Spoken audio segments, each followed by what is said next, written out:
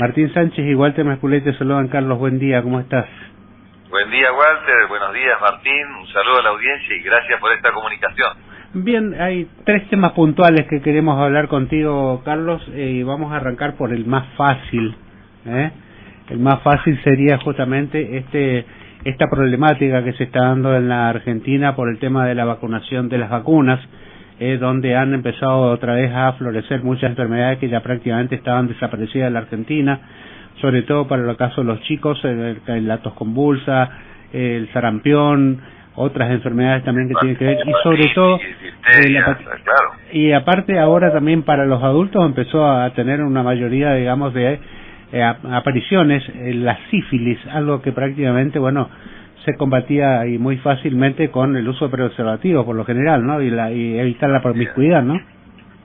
Absolutamente. Mirá, Walter, como médico, más de 41 años de profesión, pero también como legislador, no puedo hacerme el desentendido de lo que he observado a nivel nacional de una legisladora promoviendo liberar la decisión de vacunar a nuestros hijos. Me parece una tremenda barbaridad, casi te diría que es como un terrorismo sanitario lo que estamos escuchando. ¿Por qué? Porque, como bien vos lo decías, hoy tenemos que lamentar fallecimientos de pequeñitos, de niños, por tos convulsa, fallecimientos por sarampión, fallecimientos por hepatitis, fallecimientos por otras enfermedades, y en los adultos la aparición de enfermedades que creíamos que habían disminuido sustancialmente o erradicadas, caso por ejemplo de la tuberculosis. O sea, estamos hablando de temas muy, pero muy graves, donde además tengo que decirte que el calendario nacional de la Argentina es un ejemplo a nivel mundial. Vienen con ciudadanos de otros países chiquitos a vacunarse en virtud de que es gratuitas, vacunas muy costosas para prevenir enfermedades muy graves. Así que a mí me parece que esto no es saludable escuchar, sobre todo de quienes son representantes en el Parlamento. Lamento mucho que no se recuesten sobre gente que sabe científicamente del valor que tiene la prevención de enfermedades inmunotransmisibles o infectotransmisibles, y que la única forma más importante y más económica y más efectiva es justamente con la inmunización a través de las vacunas. Así que por eso estamos presentando un proyecto en el día de la fecha, lo vamos a terminar seguramente en el día de hoy, para que tomar como ejemplo lo que ha pasado en otras latitudes y particularmente en otras provincias, pero también en otras latitudes, donde a través de el cumplimiento de la ley, de la obligatoriedad que tienen los padres de vacunar a sus hijos, sea cumplido como tiene que ser, y que además a través de una modificación del Código de Faltas de nuestra provincia se pongan en consideración el incremento de las multas a los padres, y también la posibilidad de arrestos a aquellos que no cumplen con esta obligación que es la ley 27491. Lo digo esto porque la preocupación es muy grande y no podemos permitir que esto ocurra por la falta de adherencia le decimos a la falta de vacunación que ha disminuido sustancialmente, y la verdad que me preocupa muchísimo, y sobre todo porque sabemos claramente que el calendario argentino, además de ser muy generoso, ha dado muy buenos resultados erradicando muchas enfermedades. Pero si seguimos con esta tendencia y aparecen estos pseudo representantes políticos, me parece que volverán enfermedades que las creíamos erradicadas, como incluso estamos hablando de enfermedades muy, pero muy graves, como la poliomielitis, la tos convulsa, el sarampión, que lo decías vos, las hepatitis, las meningitis, la difteria, el tétano. Bueno, tenemos para hablar muchas enfermedades y tenemos realmente que hablarlo con la seriedad y el respaldo científico. Las vacunas no se hacen de un día para otro, tienen un larguísimo proceso de fases que para llegar al ser humano masivamente pasan a través de varios estadios, 3 fases claramente en los seres humanos, pero además tienen prefases en animales de experimentación. O sea, estamos hablando de que es una barbaridad lo que he escuchado de esta legisladora que lamentablemente es de nuestra provincia, ¿no? Te pregunto, Carlos, también porque justamente el tema de la decisión por ahí a veces de los padres de no vacunar a sus hijos, quizás venga también por los graves comentarios que hubieron por la vacunación contra el tema de lo que fue justamente la pandemia del 2020, y que por allí, viste, los grupos antivacunas e inclusive muchos médicos han pregonado también de que médicos que lamentablemente algunos de ellos fallecieron y a último momento pedían por favor que se los atienda, y se arrepintieron de su actitud y diciendo que si se salvaban se iban a vacunar, pero ya era tarde, muchos de ellos fallecieron. Estoy hablando incluso acá en nuestra propia provincia, lamentablemente. Pero yo diría que aquel que no quiere vacunarse, bueno, también que firme un consentimiento que si tiene la enfermedad no reciba las atenciones y que tenga prioridad aquel que sí se vacunó. Porque si no, es muy fácil no vacunarse, pero cuando nos enfermamos o se enferma un ser querido, rápidamente acudimos a ser atendidos. Esas son las incongruencias que uno tiene. Yo reconozco que el COVID nos tomó a todos de sorpresa y hubo que salir rápidamente a utilizar las plataformas que ya existían para hacer vacunas. Y estamos hablando que hubieron, por supuesto, consecuencias como todas las cosas, pero estamos hablando en cifras, una en un millón. Si no se hubiese vacunado el planeta, hoy todavía estaríamos muriendo por COVID. Esto es la realidad, no estoy diciendo una cosa descabellada. Y hoy por hoy casi la gente se ha olvidado de semejante guerra contra un microorganismo. Y fue justamente por la cantidad de vacunación y el efecto que se llama efecto rebaño, que cuando uno más inmuniza a la población, disminuye la virulencia en el caso del COVID. Pero es una realidad, es incontrastable. Se terminaron estos alentadores de fantasmas antivacunas. Yo no los escucho más. La verdad que da mucha bronca que se perjudique tanto a la población tomando actitudes nefastas y que van contra la ciencia.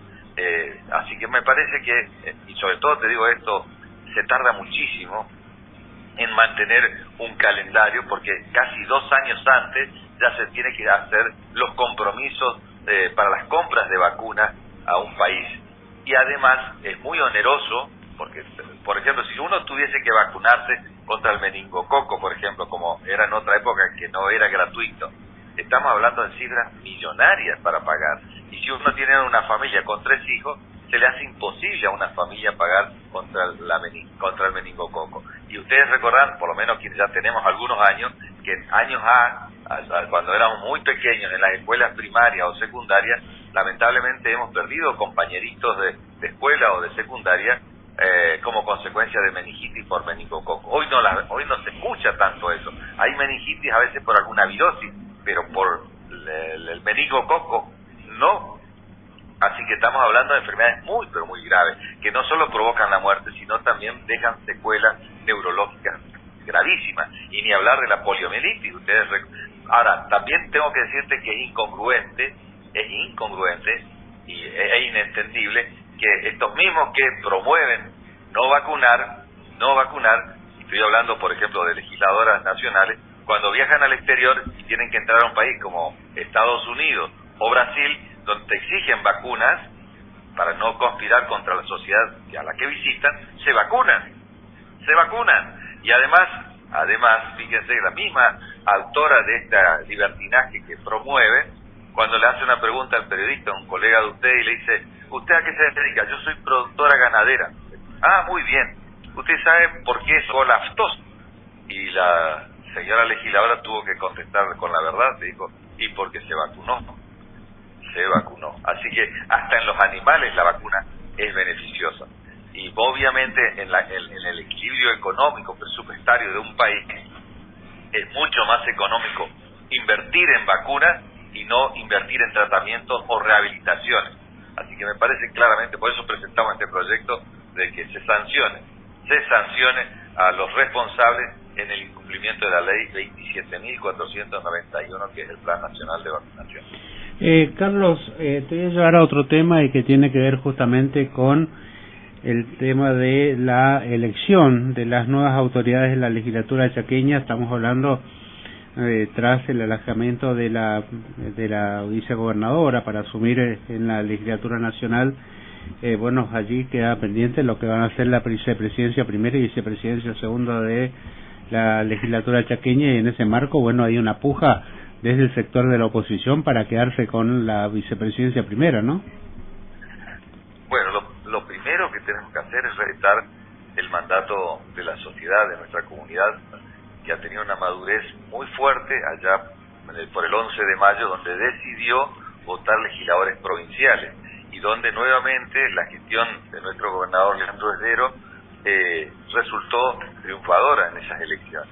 Por lo tanto, el mandato de la sociedad, de la población, es que continúe con su gestión el gobernador, y quien, por una cuestión ética y política, quien conduce los destinos de la Cámara de Diputados, tiene que ser la representatividad, en este caso, del oficialismo.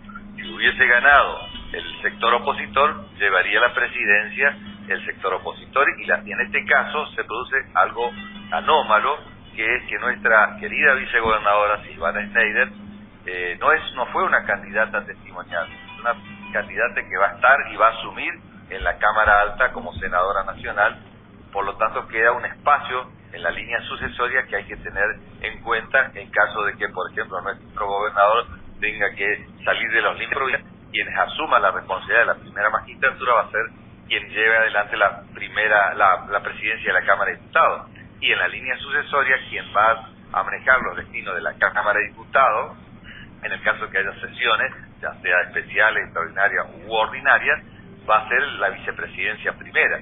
Por lo tanto, creemos que debe, y estamos convencidos por otra parte, que el mandato de la sociedad es que siga en el orden de sucesorio la vicepresidencia primera al sector del oficialismo y la vicepresidencia segunda para quien hoy por hoy tiene la responsabilidad de ser oposición.